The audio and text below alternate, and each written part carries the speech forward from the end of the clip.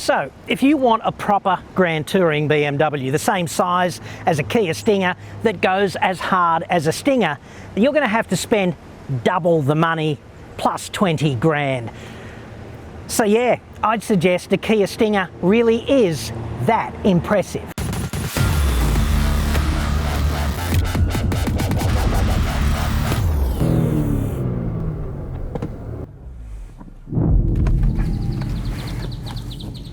I'm John Cadogan from AutoExpert.com.au, the place where Aussie new car buyers save thousands off their next new cars. Hit me up on the website for that.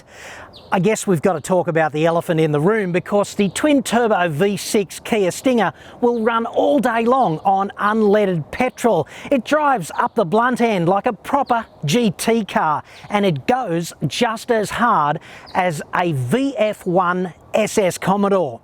That's the 6-litre Atmo General Motors Gen 4 V8 if you're not from around here.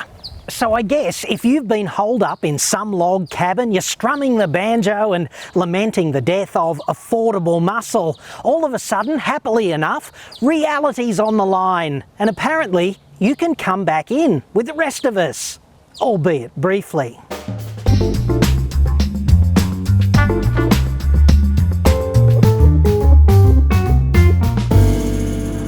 Straight off the bat, you know, you jump in a Stinger and you can tell right away that the designers took their cues from the premium German brands. Take these 3 turbine-style air outlets for the air conditioning system. They could have come straight from the Mercedes-Benz catalogue. There is classy brushed metal bling all over this car. There's a big tablet in the centre. You get an Audi-style gear selector and Porsche-style rocker selectors for the seat heating and the cool air venting. This car is full of that kind of thing, and absolutely none of it feels cheap. In fact, you could take the Kia badge off the steering wheel, put a bunch of people in here and convince many of them, I'm sure, that they were in fact sitting in an upmarket, premium, classy German saloon.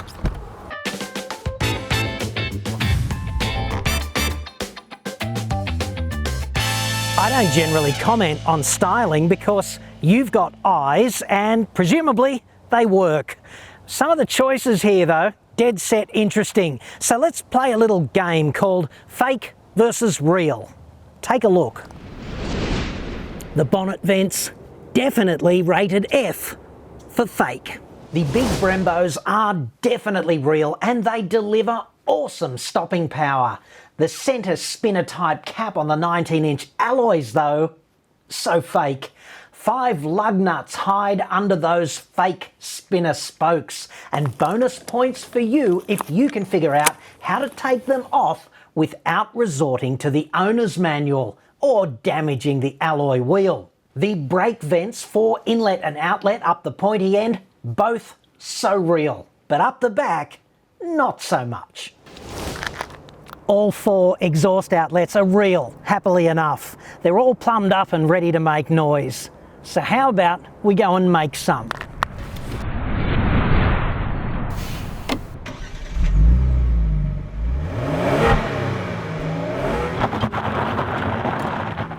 For 60 grand, the fully loaded Kia Stinger GT offers the same performance as a BMW 540i M Sport. That's a car that's around the same size and yet costs $80,000 more. This is a premium cockpit that's fully loaded and jam-packed with upmarket materials. Nothing inside feels cheap. Stinger is muscular but comfortable. It sort of reminds me of a bodyguard in an Armani suit.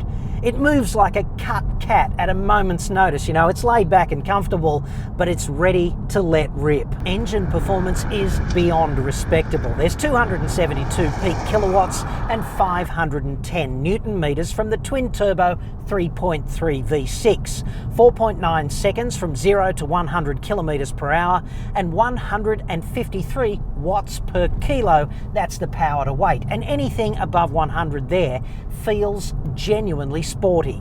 You can run it on standard 91 RON unleaded petrol all day long. Performance is roughly line ball with that of a 6-litre Atmo V8.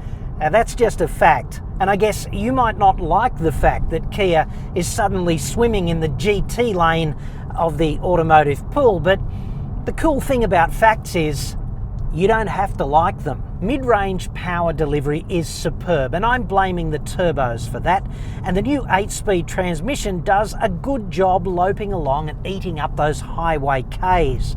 But I really think they could have done a better job adapting that transmission to sportier driving. To me, it just seems as if it's permanently locked in comfort mode. Not only that, but annoyingly enough, it makes these quirky autonomous decisions about upshifting and downshifting even when you put it in manual mode. And I don't know about you, but I want to be in charge when I want to be in charge. And maybe that's a character flaw, but if you're looking for the weak link in the Stinger performance chain, I think we just found it. That's a real shame because the rear drive balance is so rewarding on this car. There's fantastic interplay between the throttle, the steering, and the body's yaw response in bends. And everything else on this car is so adaptable and so customizable to your own personal preferences. For normal driving, I set up my own custom drive mode, which is easy to do. I put the powertrain and the steering on sport and the suspension on comfort. I did this because the steering's not exactly without feel, but it is a little lighter than I'd prefer in a performance-y GT car. And ditto the engine, if you put both of those things in sport mode, it just sharpens them up. In the case of the powertrain, you get better throttle response and you also get superior shifting logic for the transmission, and it's just overall a bit more rewarding. And the suspension is naturally hard-ish, or at least the dampers seem pretty firm at times for me. Sport mode makes them a bit too firm unless you're really setting some lap record. Overall, this is a very rewarding and comfortable car for long distance driving, and it can be really fast from A to B if you want. It's a true grand tourer in every sense. This car actually generates a lot of interest in traffic, plenty of jockeying for position among the boys and even among the owners of upmarket German cars, especially in the red, which is undoubtedly the best colour in the range. The acid test of desirability, for me at least, is that this car has to go back in 2 days' time. And quite often I'm relieved to get rid of this test car or that test car. You know, my work here is done, fundamentally, and I'm over it. In the case of the Stinger though, I'm kind of wondering how long it would take Kia to get its act together and actually ring the sheriff when they figure out that I've decided to extend my test drive indefinitely.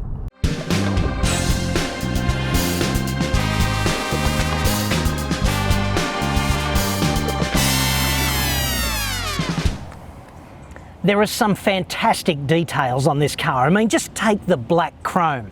I'm not sure if they had chrome in the Matrix, but I'm sure if they did, that it would be black chrome. I kind of love it.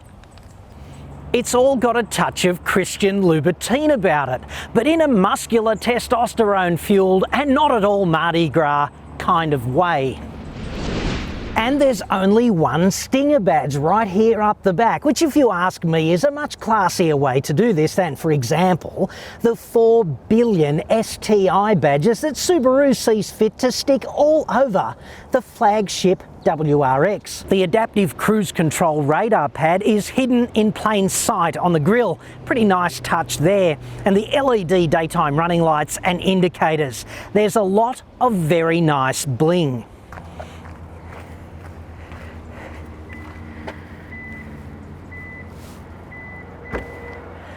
Gotta say, the auto tailgate features a pretty handy sort of function if you're a wannabe cinematographer, or maybe just a mum who's juggling, I don't know, a kid and possibly 100 kilos of groceries. But there's sufficient space in there for actual luggage without compromising rear passenger space, which is also beyond adequate, both dimensionally and in terms of luxuriousness, even if your teenagers are off the chart ectomorphically. And before we go back to the studio to find out in some detail if the new Kia Stinger is the right new car for you, check this out. If that's not the best interpretation of the modern day car key, I don't know what is. In fact, if I ruled the world, I think it would be fair to say that things would be broadly different. But one thing I know for certain is that this is the very button that I would specify to launch the airstrike that would forever cleanse Kim Jong-un vagina brows from the face of the planet. So simple and yet so satisfying. If you're still with me, thank you. I know these reviews can be an endurance event. The first burning issue is, who is the Kia Stinger actually right for? Well, I'd suggest if you've previously been into that whole rear drive muscle thing and you've been gutted by the demise of Ford and Holden locally, then the Stinger is the light at the end of the tunnel. I've seen some reviews which are quite keenly out of touch with the facts on this, and I'd suggest that these are A, looking in the rear vision mirror with rose-coloured glasses, and B, written by people who are, in a sense, still grieving the loss of the local bent 8s and blown 6s. And if you need a C, then C, 2/3 of car reviews online are bullshit. So there's that. Me, well, I'd say hyper-criticality here is kind of undignified, and also that these things are machines. So they're overwhelmingly better assessed in an objective and not emotional domain. And the fact is, the limits of performance on a V6 twin-turbo Stinger are very high. So high, in fact, that you'd need to be a crazy brave individual indeed, with breathtakingly poor impulse control, to drive one of these babies at the limit on a public road. Because if you did and it all went wrong, your clothes would be out of fashion before the scenery stops. And I guess that leads to another key question. Should you buy the turbo 2-litre 4-cylinder or the twin-turbo V6? It's a $3,000 question, which in my mind is kind of trivial in the context of a $50,000 purchase that's going to be a one-off for you for 3 to 5 years. With the V6, you get 50% more peak power and 50% more peak torque, and it's 4.9 to 100 k's an hour versus 6.0, so it's pretty hard to make the case for the 4. I spent a week in each, the 4-cylinder first, and the 4 was okay. But the V6 is like going to business class for the very first time, and then economy seems even more shit the next time you fly, right? So I guess if you make all your own clothes and you've always wanted to be a hairdresser and you're a bit of a tight ass, the 4 could be just right for you. Not that there's anything wrong with that. There weren't too many things that I hated about the Stinger. The transmission logic could certainly be better. It does play some interesting tunes in the cabin on entry and departure, and that's why this segment is sponsored by our very good friends at 66.6 Hell FM.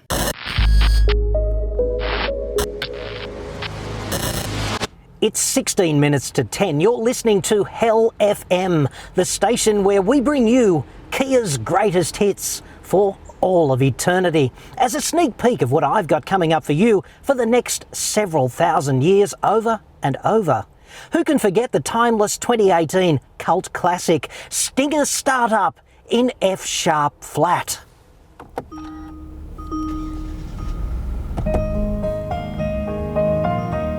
Haunting yet poignant, I'm sure you'll agree, and easy to see why it became such a cult classic. Not quite as punchy though as my personal favourite, the B-side to that single, which was subsequently re-released and renamed Baby Please Don't Go.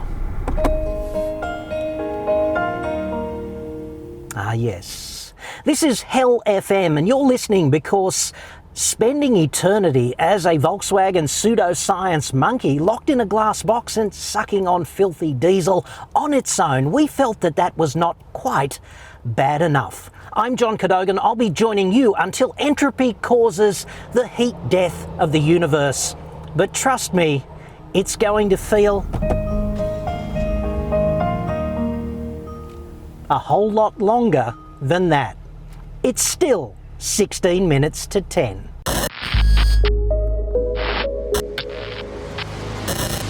Actually, you can disable those chimes. So there is a God after all. I was wrong, apparently. And that's not exactly when they play either in that little segment. But the point is, you need not suffer some South Korean software engineer's idea of auditory foreplay and postcoital cigarette every time you drive your Stinger. Just get the appalling chimes turned off. That's doable, I'm told. Speaking of customisation, this car is highly customisable. You really can select a range of modes and settings as your Goldilocks Stinger settings preferences. So if you buy a Stinger, I would highly recommend that you take the time to wade through those menus and do this, because it's certainly not a one-size-fits-all deal. There's some very nice touches too from a user interface point of view. For example, you get message center confirmation when you alter the lights and other items like that. It's quite neat. However, I'm not sure it's just not a little bit claustrophobic in the back seat for extended trips, given the somewhat high sills and the low roofline. But at least people do definitely fit back there, even full-sized ones, unlike in a lot of sports coupes.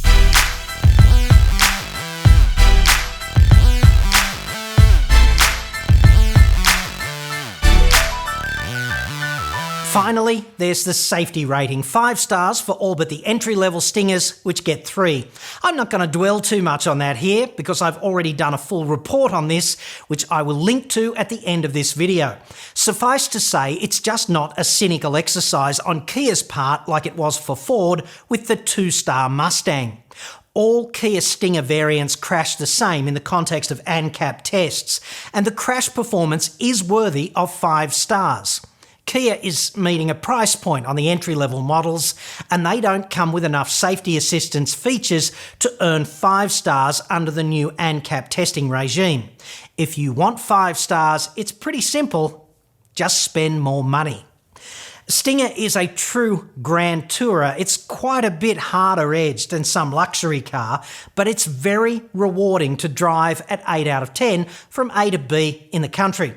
It'll get you to the office and back Monday to Friday as well with very little fuss. Plus, it's a bit of a head turner if you want that.